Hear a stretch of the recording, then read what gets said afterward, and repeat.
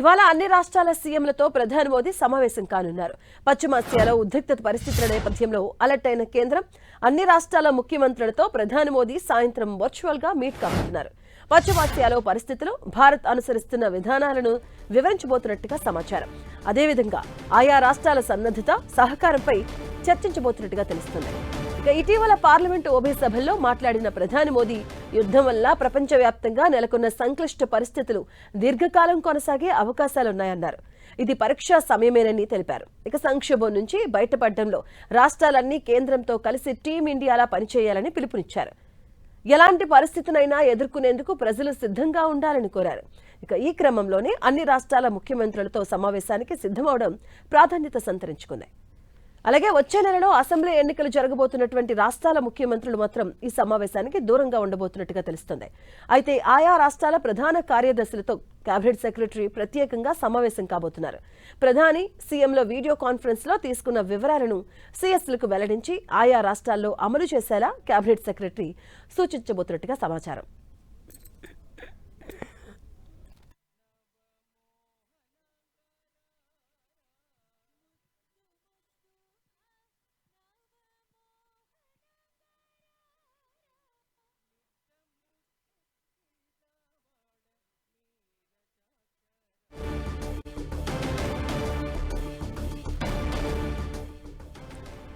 ఇక ప్రధాని మోదీ ఈ రోజు అన్ని రాష్ట్రాల సీఎంలతో వీడియో కాన్ఫరెన్స్ ద్వారా ముచ్చరించబోతున్నారు. దీనికి సంబంధించిన పూర్తి అప్డేట్స్ మా కరెస్పాండెంట్ గోపి అందిస్తారు. గోపి,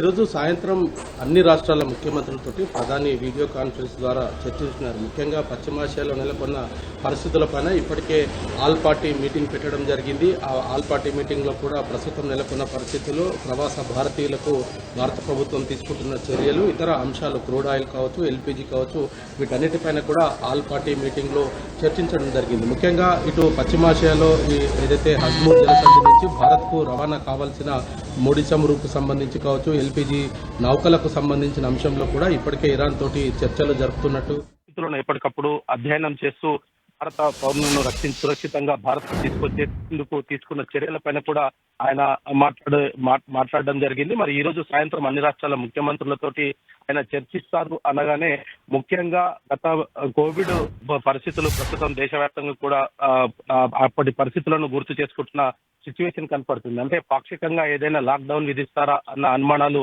ప్రస్తుతం తలెత్తుతున్న పరిస్థితి కనపడుతుంది. ఎందుకంటే ముఖ్యంగా ఇటు ముడి చమురుకు సంబంధించి భారత్ లో నిల్వలు ఉన్నప్పటికీ వర్తక వ్యాపారాలకు సంబంధించి ఏదైతే కమర్షియల్ సిలిండర్స్ పూర్తిగా నిలిచిపోవడంతో దాని ప్రభావం చాలా స్పష్టంగా ఇతర రంగాలపై కూడా కనపడుతుంది. ముఖ్యంగా పర్యాటక రంగానికి సంబంధించి దాని ఎఫెక్ట్ చాలా స్పష్టంగా కనపడుతుంది. సో వీటన్నిటిని కూడా నియంత్రించేందుకు కేంద్ర ప్రభుత్వం తీసుకుంటున్న చర్యలను ఆయా రాష్ట్రాలకు వివరించే ప్రయత్నం చేస్తారా అన్న ప్రశ్న ప్రస్తుతం తలెత్తుంది. మరోవైపు ప్రపంచవ్యాప్తంగా కూడా ఇటు క్రూడ్ ఆయిల్ కి సంబంధించిన సంక్షోభం నెలకొన్న వేళ భారత్ ఈ ముడి చమురుకు సంబంధించి అదేవిధంగా దానిపైన ఉన్న సుంకాన్ని, పెట్రోల్ డీజిల్ పైన సుంకాన్ని పూర్తిగా తగ్గించడం వెనుకలు, అంటే డీజిల్ పైన దాదాపు సుంకాన్ని పూర్తిగా ఎత్తివేయడము, అదేవిధంగా పెట్రోలియం ఉత్పత్తుల పైన 13% ఉన్న సుంకాన్ని 3 రూపాయలకు, 13 రూపాయలు ఉన్న దాన్ని 3 రూపాయలకు తీసుకురావడం వెనకాల ఏం జరుగుతుంది అన్న దానిపైన కూడా కొంత తలెత్తుతుంది. ఒకవైపు సంక్షోభము, మరోవైపు దానికి తీసుకుంటున్న సంస్కరణలు, వీటిపైనే ప్రధాని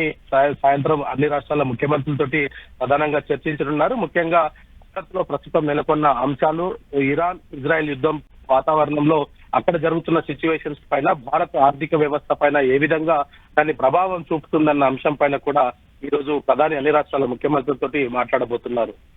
రైట్, థ్యాంక్ యూ గోపి.